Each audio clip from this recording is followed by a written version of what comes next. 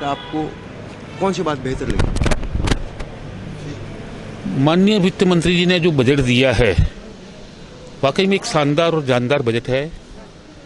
समाज के हर वर्ग को जिस प्रकार से राहत देने का प्रयास किया है, आने वाले कल में देश में ये बजट समृद्धि लाने वाला बजट है, संपन्नता लाना बजट है और देश की गरीबी पर ये बहुत बड़ा कुठाराघात करेगा, गरीबी को कम करेगा।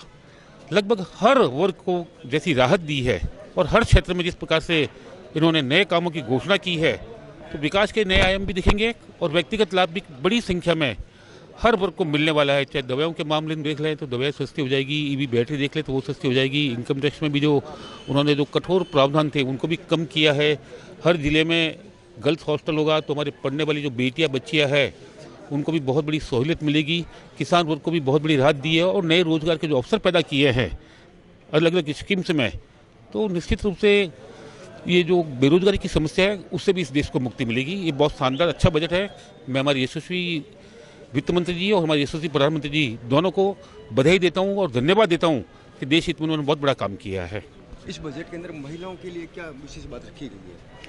महिलाओं के लिए इस बजट में न केवल महिलाओं के लिए हर वर्ग को लिया गया है। जैसा कि आदरणीय प्रधानमंत्री नरेंद्र मोदी जी का सपना है, सबका साथ सबका विश्वास, उसी को देखते हुए यहाँ बजट में हर वर्ग को फ़ायदा दिया गया है। और मैं इस मंच के द्वारा प्रधानमंत्री जी को और हमारी वित्त मंत्री जी को बहुत बहुत बधाई देती हूँ कि उन्होंने महिलाओं के लिए जिस तरीके से सोचते हुए हर ज़िले में गर्ल्स हॉस्टल खोलने का जो घोषणा की है, वो वाकई में बच्चियों को पढ़ाने के लिए क्षेत्र में बहुत बढ़ावा देगी। दूसरा, उन्होंने जिस तरीके से शी मार्ट जो खुलेगा उसके लिए जो हमारी घरेलू महिलाओं हैं उनको आगे बढ़ाने के लिए, सशक्त करने के लिए जो ये योजना का यहाँ पर दिया है वो बिल्कुल निश्चित रूप से महिलाओं को बढ़ावा देगा। और मैं समझती हूँ जो हमारे प्रधानमंत्री जी का सपना है विकसित भारत 2047, उस क्षेत्र में ये बजट एक कदम आगे बढ़ाने वाला बजट है। निश्चित रूप से हर वर्ग को इसका फ़ायदा मिलेगा। और जिस तरीके से चिकित्सा क्षेत्र में उन्होंने हर ज़िले में ट्रॉमा सेंटर खोलने का घोषणा की है और ज़िले के अस्पतालों में 50% बढ़ावा देने के लिए, बेड बढ़ाने करने का और जो भी उपकरण उनको बढ़ावा देने के लिए। और सबसे बड़ी चीज़ जहां हम सोचते हैं कि कुछ कुरीतियां हैं हमें दूर करना चाहिए, उसमें भी उन्होंने अगर शराब को और तंबाकू इनको महंगा किया है, मैं समझती हूँ ये भी अच्छा कदम है। और इसके अलावा खिलाड़ियों के उपकरण को उपलब्ध कराने के लिए उनको सस्ता किया है। ये हमारे खेलों को बढ़ावा देने के तरफ कदम है। तो हर कदम में उन्होंने क्षेत्र में उन्होंने ये घोषणा जो की है वो फ़ायदेमंद है हर वर्ग को साथ लेकर। जैसा कि हम गरीब को गणेश मानकर जो कार्य कर रहे हैं उसमें ये बजट सार्थक साबित होगा। मैडम, एआई के युग के अंदर जो बेरोजगारी बढ़ रही है उसके लिए क्या बेरोजगारी रोकने के क्या प्रावधान किया गया है? ये जो बेरोजगारी आ रही टेक्नोलॉजी क्षेत्र के अंदर, एआई के अलावा इसमें बेरोजगारों को रोजगार देने के लिए अभी आपको शायद ध्यान होगा भजनलाल जी की सरकार में 1.5 लाख से अधिक रोजगार दिया गया है युवाओं को। तो युवाओं के लिए नौकरियां आगे से आगे दी जा रही है। जो बच्चे एमसीए कर चुके हैं, जो टेक्निकली जो कंपनियां बंद हो चुकी है आज की तारीख के अंदर, बेंगलोर में, पुणे में, जोधपुर में, इसमें 1500 कॉलेज है, ये अपने मिडिल स्कूल हैं और 500 कॉलेजेस हैं। इसमें टेक्निकल जो हमने कंटेंट बनाते हैं उनके लैब खोले जाएंगे बच्चों को आगे बढ़ाने के लिए तकनीकी रूप से। तो निश्चित रूप से हर वर्ग का ध्यान रखा गया है, ऐसा नहीं है, युवाओं को आगे बढ़ाने के लिए ही ये कदम है।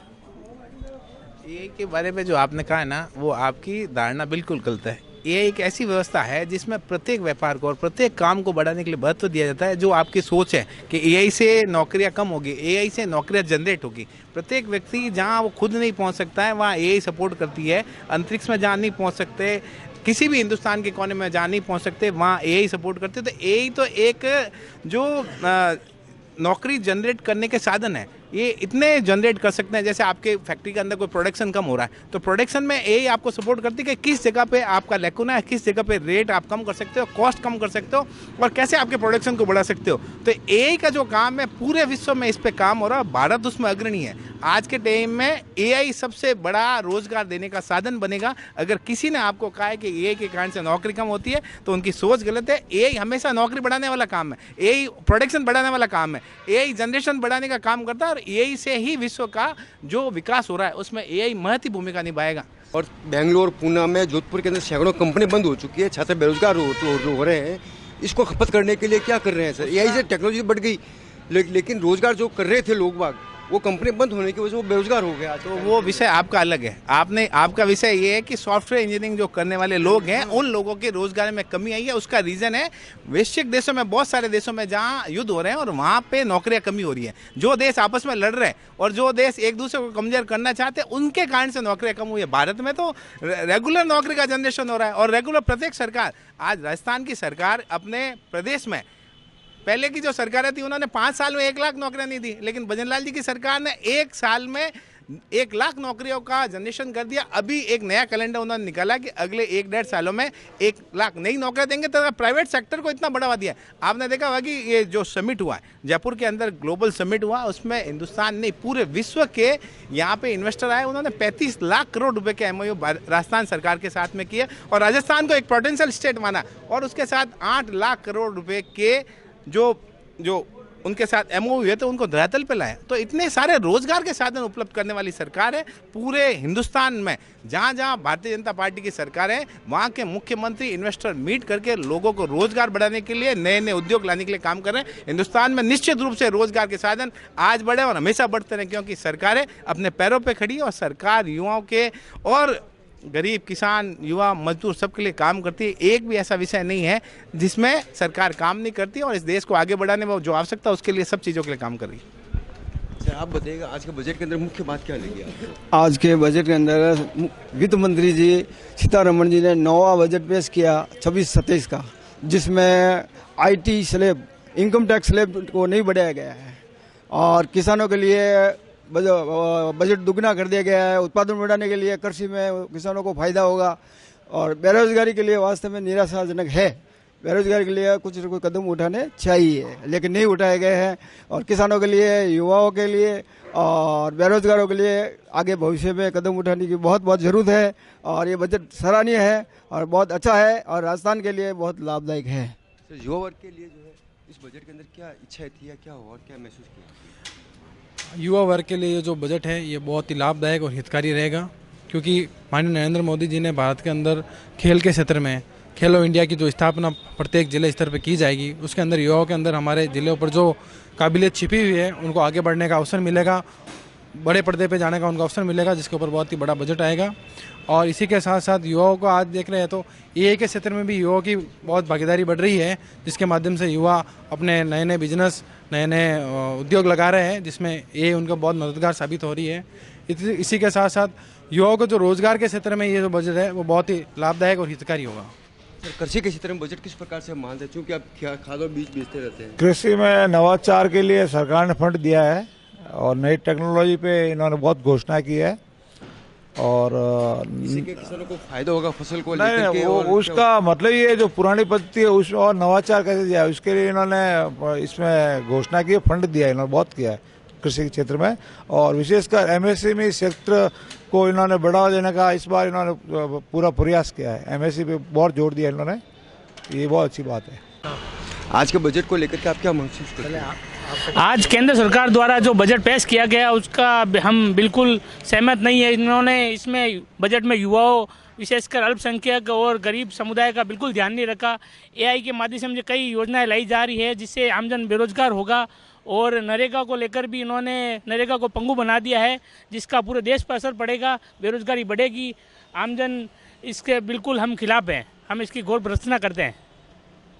इस बजट को लेकर के आप क्या महसूस करते हैं? केंद्र सरकार का जो बजट आया है, बजट को लेकर आमजन में जो उम्मीदें थी उसे निश्चित तौर पर आमजन को, युवा वर्ग को, मजदूर, किसान, तमाम वर्गों को निराशा मिली है और जिस प्रकार से युवा बेरोजगार हो रहे हैं और जिस प्रकार से महंगाई की मार देश और युवा और समझ झेल रहे हैं, ये बिल्कुल ही जन विरोधी बजट मैं कहूँगा और आज इसकी घोर निंदा की जा रही है। सर, जो आज केंद्र सरकार का बजट आया है, इसको लेकर के जो है युवाओं में कितना उत्साह है, कितना जोश है और युवा कितना प्रगति करेगा?